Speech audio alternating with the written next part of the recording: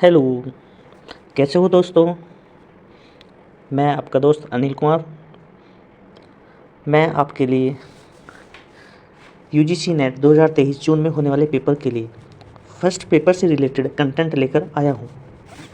दोस्तों, हाल फिलहाल में जो दिसंबर 2022 का पेपर हुआ और हाल फिलहाल में रिजल्ट आने वाला है, जो अभी हमारा जस्ट अभी मार्च में पेपर हुआ। तो दोस्तों, मेरा दिसंबर 2022 में जेआरएफ क्लियर हो चुका है एजुकेशन में, और अब दोबारा भी हो जाएगा। खैर, वो बात अलग है। आज मैं आप लोगों के सामने यूजीसी नेट के बारे में कुछ बताने जा रहा हूँ और यहाँ से अब हम शुरुआत कर देते हैं। दोस्तों, जैसा कि आप में कुछ लोगों को पता होगा, लेकिन मेरा उद्देश्य केवल उन लोगों को बताना है जिन लोगों को इस बारे में नहीं पता है। हमारे यूजीसी के पेपर 1, यूजीसी के जो पेपर होता है उसमें टोटल क्वेश्चंस 150 होते हैं, जिसमें हर एक क्वेश्चन के लिए 2 नंबर होते हैं तथा टोटल नंबर 300 हो जाते हैं। कुछ बच्चों को कन्फ्यूजन होता है कि सर ये पेपर 1 पेपर 2 क्या होता है। बेटा, पेपर 1 पेपर 2 कुछ नहीं होता, केवल सेक्शन डिवाइड होते हैं। Section A, section B. Paper एक ही टाइम में एक ही साथ होता है। सेक्शन ए में 50 क्वेश्चन होते हैं, जिसे हम पेपर 1 बोल देते हैं, और सेक्शन बी में 100 क्वेश्चन होते हैं, जिसे हम मेन पेपर बोल देते हैं। हर क्वेश्चन के लिए 2 नंबर हैं, तो पहले पेपर के लिए 100 नंबर, दूसरे के लिए 200 नंबर। लेकिन जो हमारे नंबर्स, जो हमारा रिजल्ट आता है अब, वो कंबाइंड पर आता है। ठीक है दोस्तों, जो हमारा रिजल्ट आता है वो कंबाइंड पर आता है। तो आप लोगों को तो कंफ्यूज नहीं होना है, हमें तो ओवरऑल पे काम करना है। ठीक है, ओके। अब ये बात यदि आपको समझ में आ गई है तो आप मेरे चैनल को लाइक करें और शेयर भी करें, क्योंकि अभी मेरी नई शुरुआत है, पहली बार वीडियो बना रहा हूँ दोस्तों। लेकिन मैं आपको विश्वास दिलाता हूँ, जैसा कि मैंने अभी यहाँ पे लिखा भी है, आप लोग ध्यान से देखो। मैंने लिखा है, क्या लिखा है मैंने? Target paper 1 40+ questions. और यदि मैंने लिखा है तो मैं दोस्तों आपके साथ ये टारगेट पूरा कर रहूँगा। ठीक है, लेकिन पेशेंस बनाए रखना है। धीरे धीरे हम हर रोज़ करेंगे, और पेपर से पहले मैं आपके जो पेपर 1 का ओवरऑल सिलेबस है कंप्लीट करा दूंगा। साथ ही साथ मैं आपको जो इंपॉर्टेंट क्वेश्चंस की प्रैक्टिस करानी है, क्योंकि मेरा टारगेट क्या है, जैसा कि आपको पता है 40+ टारगेट है, तो हम अपना टारगेट अचीव करेंगे। ठीक है दोस्तों, पेपर 1 यूजीसी नेट का जो एग्ज़ाम दे रहे हैं उन सभी बच्चों के लिए कॉमन होता है। ठीक है, इस पेपर में 10 यूनिट्स होती हैं। कितनी यूनिट होती हैं दोस्तों? इस पेपर में 10 यूनिट होती हैं। ठीक है, और हर यूनिट से लगभग 5 क्वेश्चन आने की प्रोबेबिलिटी होती है। तो खैर, अब हम बात कर लेते हैं, जिसमें हमारी फर्स्ट यूनिट क्या है? शिक्षण अभिवृत्ति, यानी टीचिंग एप्टीट्यूड। टीचिंग एप्टीट्यूड जैसे कि आपको पता ही चल गया होगा, या आप सभी जानते हैं, टीचिंग एप्टीट्यूड का मतलब आपका टीचिंग के प्रति क्या इंटरेस्ट है। एप्टीट्यूड बात करेंगे हम, जब यूनिट की शुरुआत करेंगे कल से, तो हम आपको एप्टीट्यूड पे बताएंगे आखिर एप्टीट्यूड होता क्या है, क्योंकि बच्चे एटीट्यूड और एप्टीट्यूड में कंफ्यूज रहते हैं। तो खैर, ये सब चीज़ें आप मेरे ऊपर छोड़ दीजिए। आपका काम रोज़ाना जितना कंटेंट मैं कराऊंगा वो कंटेंट पढ़ना है, और साथ ही साथ अपने चैनल को सब्सक्राइब भी करना है और शेयर भी करना है। ठीक है, खैर चलो, जो हमारी फर्स्ट यूनिट है टीचिंग एप्टीट्यूड, इसमें बहुत थोड़ा सा ही सिलेबस है, कोई ऐसा कोई ज़्यादा सिलेबस नहीं है दोस्तों। ठीक है ना, ओके। तो टीचिंग एप्टीट्यूड जो हमारी फर्स्ट यूनिट थी, इसका जो फर्स्ट पॉइंट है वो क्या है? टीचिंग। तो टीचिंग क्या है?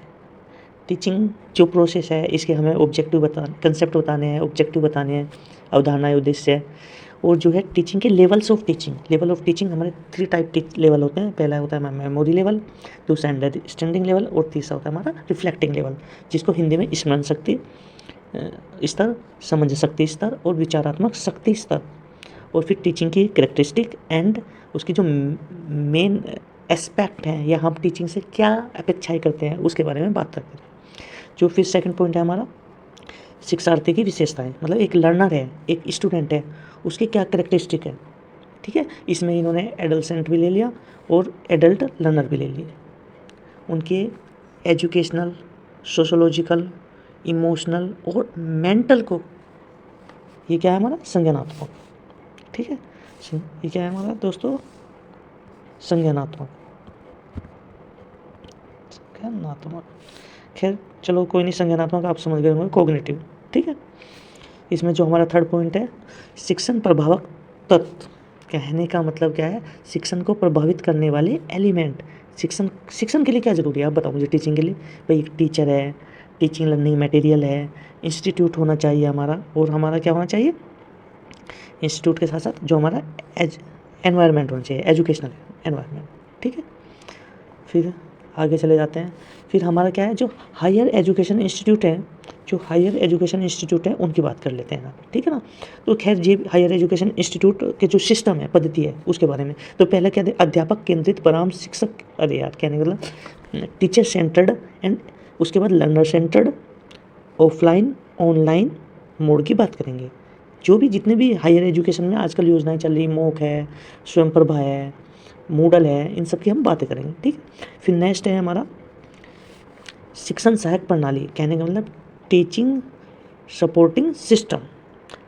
Teaching supporting system, support word से ही आप समझ गए होंगे कि टीचिंग में सपोर्ट करने वाली चीज़ें। तो इन्होंने क्या क्या क्या किया, मैंने देख लो आप, परंपरागत, आधुनिक और आईसीटी आधारित। अरे परंपरागत का मतलब है ट्रेडिशनल, जो चली हुई आ रही है, जो फिर मॉडर्न एंड अब आईसीटी का ज़माना है। जैसे कि आपको पता है हमारी पढ़ाई भी बिना मोबाइल के नहीं हो पाती, ठीक है। तो आईसीटी का ज़माना है, उससे आईसीटी के जितने भी एस्पेक्ट हैं, वेब 1.0, वेब 2.0, वेब 3.0, इन सब पर कल बात करेंगे, ठीक है दोस्तों। आज तो मैं केवल सिलेबस का इंट्रोडक्शन दे रहा हूँ और आप इसे ध्यान से समझ लेना। देखो, किसी भी पेपर को पास करने के लिए जो पहली सीढ़ी होती है ना दोस्तों, वो पहली सीढ़ी सिलेबस ही होती है। जिस बच्चे ने सिलेबस समझ लिया, समझो उसने 40 से 5% अपना जो बैटल है वो उसने जीत ली। तो आप हल्के में ले जाते हैं, आप नहीं, हम भी ले जाते हैं कि सिलेबस कुछ नहीं होता यार, पढ़ना शुरू करो, क्यों टाइम खराब करा। नहीं भाई, सिलेबस तो समझ लो। अरे तुम्हारे दिमाग में सिलेबस होगा तभी तो आगे बढ़ोगे ना। भाई घर बनाते हैं तो घर बनाने के लिए किसकी ज़रूरत होती है। अभी ऐसे थोड़ी ना आप प्लेन पे ही, आप किसी भी प्लेन पे खड़ा कर दोगे दीवार, नहीं, उसके लिए आपको नींव बनानी पड़ती है, ठीक है। तो हमारी नींव क्या है किसी भी एग्ज़ाम की, क्या नींव है आप जानते हो ना, सिलेबस। तो हमें सिलेबस ही डिस्कस करना है पहले, okay. And next is evaluation system. तो इवैल्यूएशन सिस्टम क्या है, इवैल्यूएशन से मतलब ये नहीं है दोस्तों बस कि हमने कॉपी चेक कर दी। अरे यार, इवैल्यूएशन अपने आप में बहुत बहुत बहुत वाइड कंसेप्ट है, और जब मैं पढ़ाऊँगा तो वाइड क्या हो जाएगा, नैरो कंसेप्ट बन जाएगा। बस आपको जितना कराऊँगा उसे ध्यान से करना है, ठीक है, ओके। अब हम नेक्स्ट आगे चल देते हैं। अब हमारी जो सेकंड यूनिट है वो क्या है, हमारी रिसर्च एप्टीट्यूड। भाई साहब, रिसर्च का नाम सुनते तो बच्चे काँपने लगते हैं। ऐसे मम्मी बोलती थी ना बचपन में कि बेटा चुप हो जा, ठीक है, डांकू आ जाएगा। मैंने पूरी कहावत नहीं बोली है। तो उसी प्रकार से जो पोस्ट ग्रेजुएट स्टूडेंट हैं या फिर जितने भी हमारे यूजीसी नेट के एस्पिरेंट हैं, वो सभी टीचिंग रिसर्च एटीट्यूड, रिसर्च का नाम सुनते सोचते हैं यार ये क्या आफत है, मतलब वो कंफ्यूज है। लोगों ने रिसर्च ऐसा बना दिया ना हवा, कि रिसर्च का नाम सुनते ही बस चढ़ा जाता है। भैया रिसर्च कुछ नहीं है, बहुत आसान है। जब रोज़ाना करेंगे, साथ में करेंगे तो बहुत ईजीली हो जाए, ठीक है।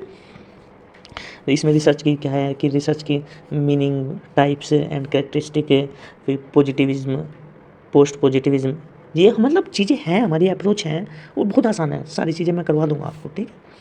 इसके बाद देखो आप अपना नेक्स्ट कॉम्प्रिहेंसन। दोस्तों कॉम्प्रिहेंसन आपको आता है, जिसे नहीं आता होगा तो बच्चे मुझे बताएंगे कि सर हमें कॉम्प्रिहेंसन भी करना है, तो साथ ही साथ हम करते रहेंगे। कॉम्प्रिहेंसन का इंपॉर्टेंट रोल है, ठीक है। उसके बाद कम्युनिकेशन। दोस्तों कम्युनिकेशन में देख लो क्या है हमारा सिलेबस। देखो कम्युनिकेशन में पहले क्या है, कम्युनिकेशन, इसके क्या है, मीनिंग है, टाइप्स हैं एंड उसके कैरेक्टरिस्टिक है। उसके बाद इफेक्टिव कम्युनिकेशन। इफेक्टिव कम्युनिकेशन में हमारा verbal, non verbal, cultural, intercultural, intra, ठीक है। और उसके बाद हमारा ग्रुप कम्युनिकेशन, उसके बाद हमारा क्लासरूम कम्युनिकेशन, ठीक है। ये जितने भी टाइप के हमारे इफेक्टिव कम्युनिकेशन से उनकी बात करेंगे। और नेक्स्ट है हमारा इसमें प्रभावी संप्रेषण की बाधाएं, मतलब जो बैरियर्स हैं इफेक्टिव कम्युनिकेशन में, जो बैरियर्स हैं उनकी बात करेंगे, ठीक है। उसके बाद हमारा क्या है, mass media and society. And next unit is 5th unit. दोस्तों 5th यूनिट में देखो क्या है, 5th यूनिट में क्या देखा, मैथमेटिकल, ओ सॉरी ये गलत हो गया, ये क्या था, मैथमेटिकल रीजनिंग, ठीक है। ये क्या हमारा मैथमेटिकल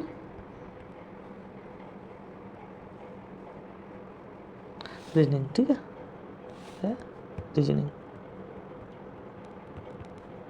अरे यार तुम्हें सबको पता है ना, रीजनिंग एंड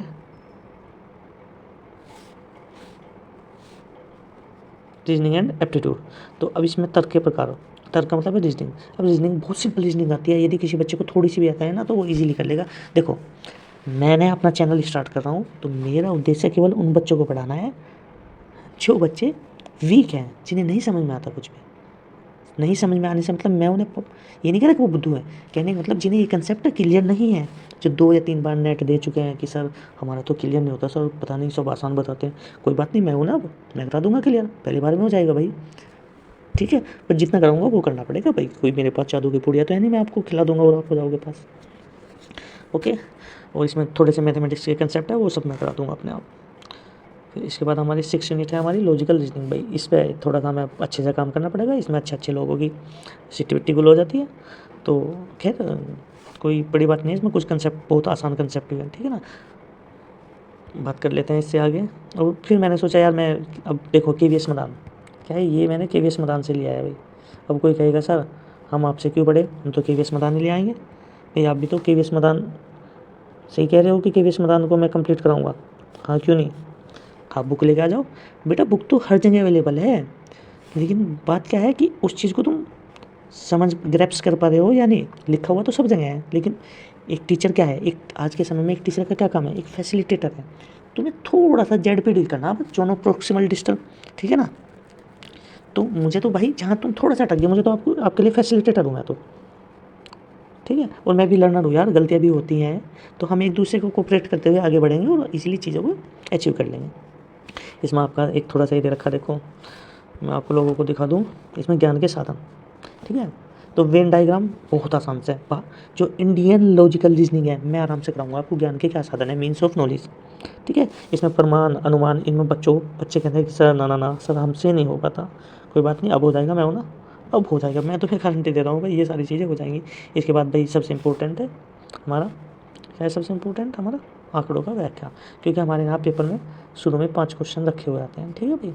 तो ये अब कोई कहेगा सर यही तो नहीं होता, यही तो टाइम पी जाता है, कोई बात नहीं भाई, टाइम नहीं पिएगा, जब प्रैक्टिस करेंगे ना रेगुलर, बस तुम लोगों को तो साथ देना है, तुम लोगों को तो जो कराऊंगा वो पढ़ना है, और बस चैनल को मतलब सब्सक्राइब करना है और शेयर भी करना है, जिससे ज़्यादा से ज़्यादा लोग जुड़ सके, उसका फ़ायदा ले सके। और बहुत मतलब सब कुछ फ्री होगा यार, तुम्हें सब कुछ फ्री कराया जाएगा। देखो मैं कोई नोट्स तो दूंगा नहीं तुम्हें हैंडमेड, लेकिन मैं कराऊंगा सब कुछ, आपको मेहनत करनी पड़ेगी, आपको नोट्स हाथ से बनाने पड़ेंगे। वो जब हाथ से बनाओगे तो तुम ये समझ लो जहाँ तुमने हाथ से बनाया तो अपने जीवन मतलब आप पेपर के बहुत करीब जाने लगोगे पास करने के, ठीक है। ICT मैंने पीछे बताया वही ICT है, उसी की कुछ और थोड़ा सा एक्स्ट्रा कर दिया, वो चीज़ देखेंगे। यहाँ पे पीपल डेवलपमेंट एंड पर्यावरण, ठीक है भाई, इसमें थोड़ा सा एनवायरनमेंट की चीज़ें हैं तो ये पढ़ना पड़ेगा, और मतलब जब हम करेंगे तो सारी चीज़ें हो ही जाएंगी। इसमें थोड़ी सी पॉलिसीज़ हैं, कुछ फिक्स टॉपिक हैं जहाँ से क्वेश्चन आते हैं, तो मैं सब करा दूंगा, आपको बस विश्वास करना है। एंड लास्ट यूनिट लीजिए हायर एजुकेशन सिस्टम। तो हायर एजुकेशन सिस्टम में भी हमारा जो एजुकेशन सिस्टम है, कहाँ से हमारी क्या शुरुआत हुई, कितनी पॉलिसीज आई, कितने कमीशन आए, किस कमीशन ने क्या बात कही, ये सब चीज़ें पढ़नी है। अभी तो कमीशन में भी कंफ्यूज हो जाते होंगे बहुत बच्चे, पर दोस्तों इस तरीके से मतलब एक ग्राफिकल वे में पढ़ के चलेंगे कि कमीशन तो आप चुटकियों में करोगे पेपर में आते ही, ठीक है। तो खैर ये मैंने KVS मैदान से लिया था भाई, ये जो मैंने पिक्चर लगाई हुई है, आप बुक लेना चाहते हो ले सकते हो, लेकिन मैं आपको बताऊँ आप जितना मैं कराऊंगा आप वो कर लेना, सफिशियंट है यार। बुक ले आओगे पढ़ोगे नहीं, रखी रहेगी, बर्डन बनेगा, इससे बढ़िया है आपका भाई जितना कराएगा ना तो आप इजीली उसे करते जाओ और आराम से काम हो जाएगा, ठीक है ना। बस विश्वास करना पड़ेगा और रेगुलर आपको करना पड़ेगा भाई, ठीक है। तो आज की वीडियो मैं यहीं पर समाप्त करता हूँ। बस आप लोगों से एक ही निवेदन है, जिसको सीखना है भाई वही जुड़े, क्योंकि मैं भी नहीं चाहता यार, कोई बात नहीं, अभी मेरी फर्स्ट वीडियो है और मैं कोशिश करूँगा बहुत बेस्ट करने की, और मैं तुमसे प्रॉमिस कर रहा हूँ भाई, 2 बार मैंने खुद, पहली बार में मैंने JRF निकाल लिया, ठीक है, दूसरी बार है अब मेरा, तो मतलब मैं इवन आप लोगों से प्रॉमिस करता हूँ कि एक बार विश्वास कर लो आराम से पास हो जाओगे। और जो एजुकेशन वाले हैं भाई, जितने भी एजुकेशन वाले बच्चे होंगे बताना, सेकंड पेपर का भी स्टार्ट करेंगे, ठीक है। ओके दोस्तों, गुड नाइट।